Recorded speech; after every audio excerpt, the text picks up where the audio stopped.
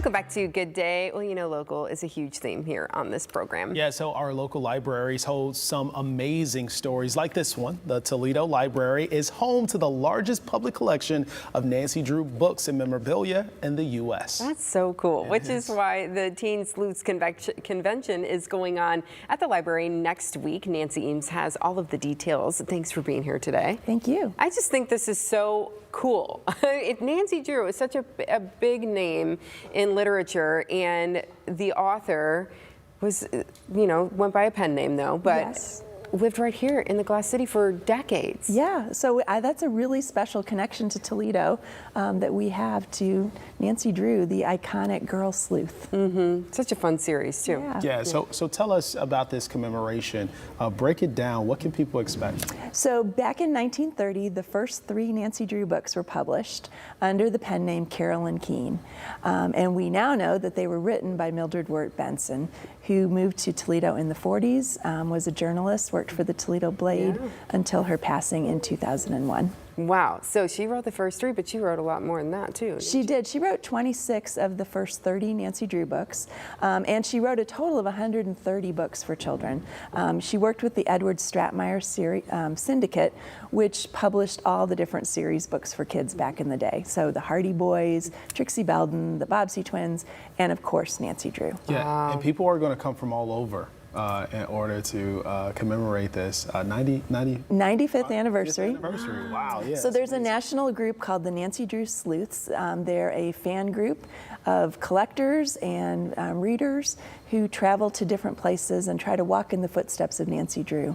And this year they're having their convention here to celebrate that 95th anniversary. So how did Toledo get this largest collection in the United States? Well, because of our connection to Mildred Wirt Benson, being a Toledoan, the sleuths started visiting Toledo before Millie Benson passed away and met her, and have continued to come back here because of that connection to her, the original Nancy Drew author. In 2015, the library dedicated a literary landmark plaque to Millie Benson as an author, and the sleuths came and participated in that.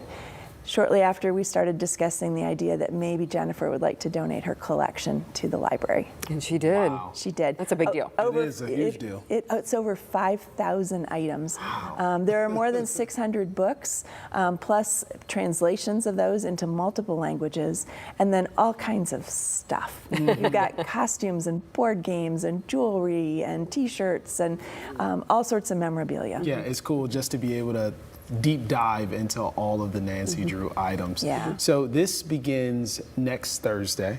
Next Thursday night, we're having a reception. It is a registration required event, and there's a few spots left. If you go to toledolibrary.org, you can register. And then on Friday and Saturday, we'll have speakers both days, and you can learn all about how to figure out what your Nancy Drew books might be worth. We'll have a real Carolyn Keene speaking on Saturday, who is still writing. Nancy Drew books are still being published under the name Carolyn Keene, and so, you know, modern authors are writing under that name, and we'll have one here on Saturday. Oh, that's so cool. Yeah. And this is, we were chatting a little bit about the age. Really, this is targeted toward mostly adults, but kids can come as well. Yes, so the programs are geared mostly towards adults, collectors, those fans who grew up reading Nancy Drew and never stopped. But many of those people have children and grandchildren that they want to introduce to the series, and particularly on Saturday, they are more than welcome to bring their young folks with them. We'll also be making souvenir buttons, taking green screen photos. We'll be playing a real live game of Clue based on Nancy Drew. Oh, fun. Yeah, that does sound fun. And there's giveaways too for people who come out. Yes, so we've got collectible stickers. We've got, if you come on Saturday, you get a nice Nancy Drew notebook. If you're lucky, you might also get one of our commemorative pins. Okay. Why do you think Nancy Drew has held on and held up so long, where generation after generation is still interested? Well, I think a lot of credit goes to Mildred Wirt Benson, who made her a character that was adventurous and bold and daring and took risks, and girls and boys liked reading about that. And so that book has continued to be read. Those books have continued to be read, and publishers see that and have continued to publish offshoots. There are even Nancy Drew graphic novels now.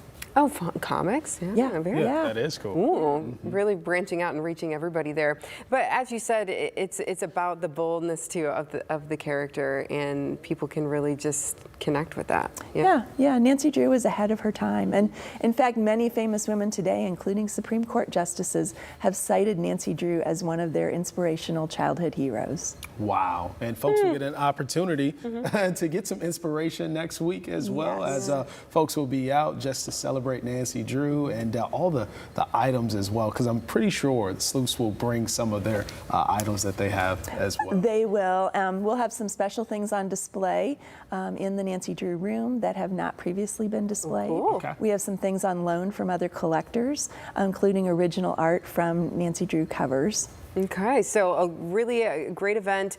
If you do want to be part of that welcome reception, though, you need to register for that, and there's a few spots there. But for the rest of it, it's just kind of you show up. Yes.